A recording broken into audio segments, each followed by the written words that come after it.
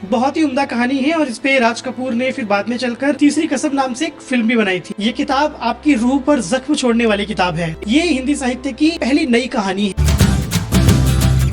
नमस्कार दोस्तों, मैं विकास और आप सबका बहुत बहुत स्वागत है मेरे चैनल विज्ञान पर, जहां मैं किताबों से जुड़े बहुत सारे वीडियोस बनाता रहता हूं। तो अगर आपको भी किताबें पढ़ने का शौक है तो ये चैनल बिल्कुल आपके लिए है। और मुझे अक्सर मेरे चैनल पर ये रिक्वेस्ट मिलती रहती है कि मैं जो हिंदी की शॉर्ट स्टोरीज वाली बुक है उन पर एक वीडियो बनाऊं, और उसी रिक्वेस्ट को ध्यान में रखते हुए आज के वीडियो में मैं आप सबके साथ में साझा करूंगा मेरी 5 पसंदीदा शॉर्ट स्टोरी बुक्स। और अगर आप मेरे चैनल पर नए हैं और अगर आपने अब तक मेरा चैनल सब्सक्राइब नहीं किया है तो वो भी कर लीजिएगा, ताकि हिंदी किताबों से जुड़े ऐसे ही बहुत सारे वीडियोस आप तक लगातार पहुंचते रहे। चलिए शुरू करते हैं हमारा आज का किताबी सफर। पहली किताब जिसका मैं जिक्र करना चाहूंगा वो है साहित्य अकादमी की ये किताब हिंदी कहानी संग्रह। इसमें आजादी से लेकर 1990 तक के सभी प्रमुख साहित्यकारों की प्रतिनिधि कहानियों का संकलन किया गया है और इन कहानियों का संपादन किया है भीष्म साहनी जी ने। और इस किताब के बारे में खास बात ये है कि इस किताब में आपको कुछ बहुत ही उम्दा कहानियां तो पढ़ने को मिलेंगी ही, इसके साथ ही बहुत सारे साहित्यकारों के बारे में भी जानने का मौका मिलेगा। इनकी कहानियां इस किताब में पढ़ने के बाद आप उनके बारे में और जान सकते हैं और उनकी और कहानियां भी पढ़ सकते हैं। किताब में से कुछ मेरी पसंदीदा कहानियां मैं आपको बता देता हूँ। जैसे कि इस किताब के अंदर फणीश्वर नाथ रेणु जी की जो कहानी संकलित की गई है वो है लाल पान की बेगम। लाल पान की बेगम मेरी बेहद पसंदीदा कहानियों में से एक है। और अगर आप फणीश्वर नाथ रेणु जी की कोई और कहानी भी पढ़ना चाहते हैं तो आप उनकी मारे के गुलफाम भी पढ़ सकते हैं। बहुत ही उम्दा कहानी है और इस पे राज कपूर ने फिर बाद में चलकर तीसरी कसम नाम से एक फिल्म भी बनाई थी। और अगर बात करें तो इसके अंदर भीष्म साहनी जी ने खुद अपनी कहानी वांगचू को संकलित किया है। और मैंने अपने चैनल पर एक वीडियो बनाया था जिसमें मैंने 5 कहानियां रिकमेंड की थी और उस वीडियो में मैंने वांगचू को शामिल किया था, तो उसका लिंक आपको यहाँ कहीं दिख रहा होगा, आप वो वीडियो भी देख सकते हैं। और अगर हम बात करें कृष्ण बलदेव वैद्य जी के बारे में तो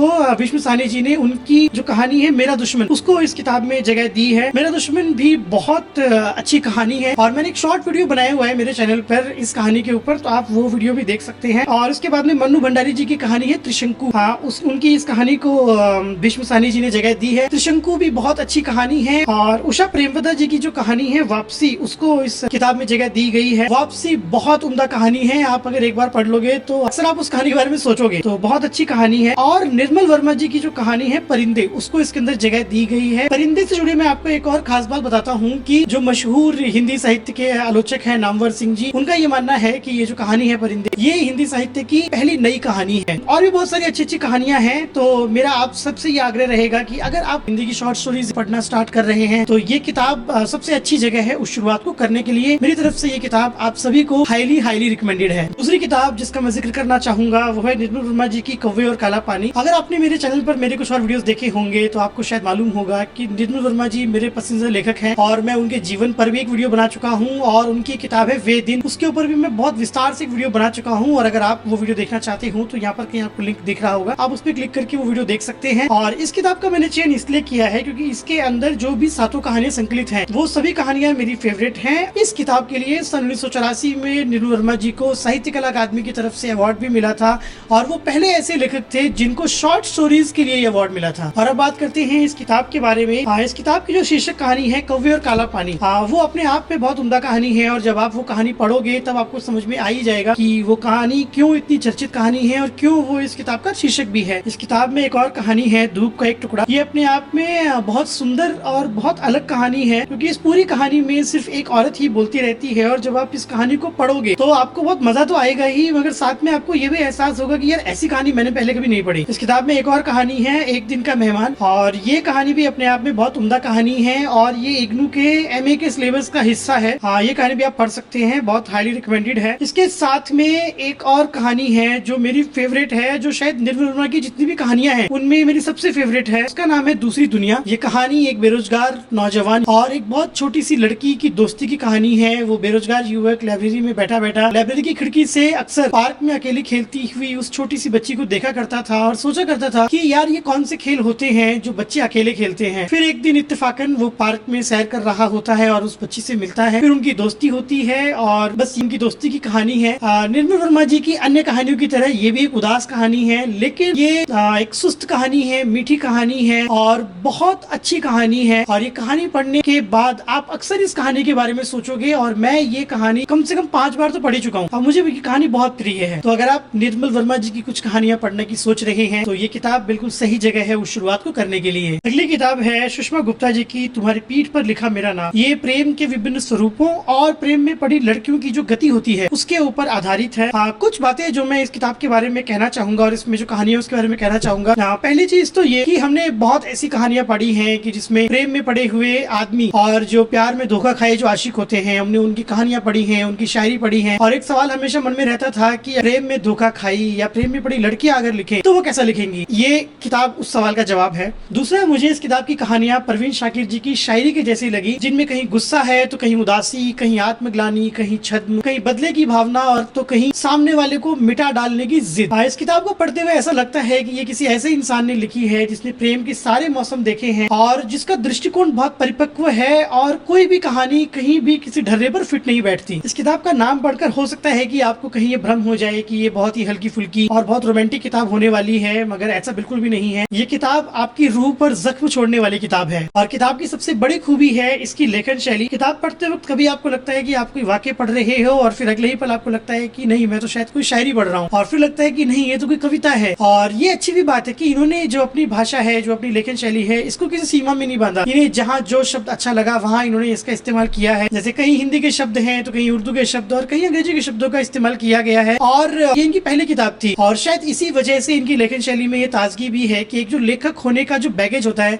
उसको ये नहीं ढोती। यही चीज मुझे अनुराधा बेनीवाल जी की जो किताब है आजादी मेरा ब्रांड, उसके अंदर भी अच्छी लगी थी कि उनकी लेखन में भी बहुत ताजगी थी। और किताब पढ़ते वक्त ऐसा लगता है कि आप कोई किताब नहीं, किसी की डायरी पढ़ रहे हो। और अनुराधा बेनीवाल जी की वो जो किताब थी आजादी मेरा ब्रांड, में उससे इतना प्रभावित हुआ था कि मैंने उस पर एक विस्तार से वीडियो बनाया हुआ है जिसका लिंक आपको यहाँ दिख रहा होगा, आप वो वीडियो भी देख सकते हैं। और इस किताब के बारे में ये कहना चाहूंगा कि अगर आप कोई ऐसी किताब पढ़ना चाह रहे हो जो एकदम ढर्रे से अलग कहानियां पेश करती हो तो मेरी तरफ से ये किताब हाईली रिकमेंडेड है। अगली किताब है मनु भंडारी जी की यादगार कहानियां। और मनु भंडारी जी की लेखन शैली का मैं बहुत बड़ा मुरीद हूँ। मनु भंडारी जी के जीवन पर भी मैंने एक वीडियो बनाया हुआ है और ये अकेली ऐसी लेखक या लेखिका हैं जिनकी 2 किताबों पर मैंने विस्तार से वीडियो बनाए हैं, एक महाभोज और दूसरी आपका बंटी। तो वो दोनों वीडियोस भी आप मेरे चैनल पर देख सकते हैं। आप में से जो पाठक मनु भंडारी जी के बारे में नहीं जानते हैं उन्हें मैं बता दूं कि इनके आने से पहले हिंदी साहित्य में जो भारतीय नारी का जो चित्रण होता था हालातों की मारी अबला बेचारी के तौर पर, या फिर जो औरतों के किरदार होते थे जिन्हें सामाजिक या फिर आर्थिक तौर पर शोषित दिखाया जाता था या फिर उन्हें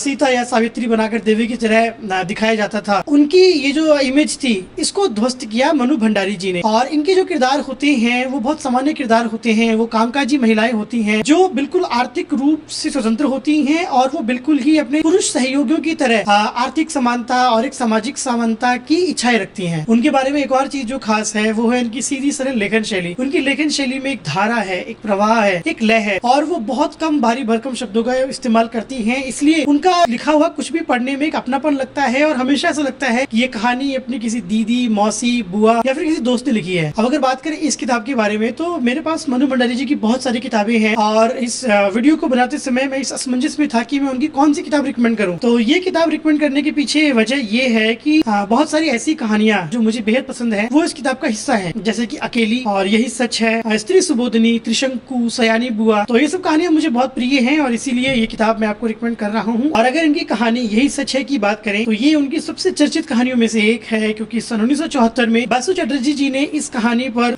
रजनीगंधा नाम से एक फिल्म भी बनाई थी जिसमें अमोल पालेकर और विद्या सिन्हा जी ने मुख्य भूमिका निभाई थी और उसे उस साल का सर्वश्रेष्ठ फिल्म का अवार्ड भी मिला था। और ये उनकी एकमात्र कहानी है जिसे उन्होंने एक डायरी फॉर्म में लिखा है। बहुत सुंदर कहानी है, आप जरूर पढ़िएगा और आप वो फिल्म भी देख सकते हैं, बहुत उम्दा फिल्म है। इनकी एक और कहानी है त्रिशंकु, बहुत सुंदर कहानी है। इसमें एक माँ और बेटी की रिश्ते की कहानी है जिसमें माँ अपनी बेटी को एक छूट देती है कि वो पड़ोस के मोहल्ले के लड़कों से दोस्ती करे, लेकिन उसके बाद जब वो उस लड़की की पड़ोस के लड़कों से दोस्ती दोस्ती हो जाती है तो उसके बाद जो माँ है उसके दिल पर क्या गुजरती है और वो किस कश्मकश से गुजरती है, वो इस कहानी में बहुत हास्यास्पद और बहुत व्यंग्यात्मक तरीके से बताया गया है। बहुत ही अच्छी कहानी है। और एक और कहानी है स्त्री सुबोधनी, भी बहुत अच्छी कहानी है। इसमें ये दिखाया गया है कि किस तरह से जो औरतें होती हैं वो छल का शिकार होती हैं। ये भी बहुत प्यारी कहानी है, आप जरूर पढ़िएगा। तो मेरी तरफ से ये किताब आप सबको हाईली हाईली रिकमेंडेड है। अगर आप मनु भंडारी जी की कहानियां पढ़ना शुरू करना चाहते हैं तो ये किताब बहुत अच्छी जगह है उस शुरुआत को करने के लिए। अगली किताब जिसका मैं जिक्र करना चाहूंगा वो है कृष्ण बलदेव वैद्य जी की खाली किताब का जादू। मुझे याद है कि जब मैंने निर्मल वर्मा जी के जीवन पर एक वीडियो बनाया था तो एक आर्यन एलेक्स नाम के हमारे पाठक हैं, उन्होंने कमेंट किया था कि जब मैंने ये बोला था कि निर्मल वर्मा जी हिंदी साहित्य के आउटसाइडर हैं, तो उन्होंने मुझे ये बताया था कि उनकी नजर में असली आउटसाइडर कृष्ण बलदेव वैद्य हैं। और तब मैंने पहली बार कृष्ण बलदेव वैद्य जी का नाम भी सुना था। और उसके बाद मैंने कृष्ण बलदेव वैद्य जी के बारे में काफी कुछ पढ़ा, उनका लिखा काफी कुछ पढ़ा। और मैं धन्यवाद भी देना चाहूंगा आर्यन एलेक्स जी को कि उनके जरिए मुझे कृष्ण बलदेव वैद्य जी के बारे में जानने को मिला और आज मैं उनकी लेखन शैली का बहुत बहुत बड़ा फैन हूँ। एक बात जो मैं कहना चाहूंगा इस किताब के बारे में कि जब आप इस किताब की कहानियां पढ़ोगे तो आपको समझ में आएगा कि ऐसी कहानियां आपने कहीं और नहीं पढ़ी होंगी। और इसकी वजह ये है कि कृष्ण बलदेव वैद्य जी बहुत अलग लिखते हैं। वो सब धारणाओं को तोड़ते हैं, सब डरों को तोड़ते हैं और उनको पढ़ते वक्त आपको ये समझ में आ जाता है कि वो किसी चीज की परवाह नहीं करते। अब अगर किताब की कहानियों की बात करूं तो जो इस किताब का शीर्षक है खाली किताब का जादू, वो कहानी मुझे बहुत अच्छी लगी और मैंने ऐसी कहानी हिंदी साहित्य में नहीं पढ़ी थी। और एक और कहानी है मैं अकेला, ये कहानी भी मुझे बहुत अच्छी लगी। और इस किताब में एक और कहानी है या आप कुछ भी कह लीजिए उसे, एक चैप्टर है हिंदी उर्दू संवाद के नाम से। बहुत ही बेहतरीन चैप्टर है। इसमें हिंदी भाषा और उर्दू भाषा आपस में बात कर रही है और ये उन लोगों पर कटाक्ष है जो हिंदी बनाम उर्दू का जो झंडा है उसे बुलंद करते हैं। और बहुत ही गहराई से, बहुत संवेदनशीलता से लिखा गया ये चैप्टर है। और इसमें कृष्ण बलदेव वैद्य जी ये दिखाना चाहते हैं कि वो लोग जो पढ़ते हैं या लिखते हैं वो इस लड़ाई का हिस्सा नहीं बनते। ये जो लड़ाई है ये उन्होंने छेड़ रखी है जो ना तो किताबें पढ़ते हैं ना लिखते हैं। तो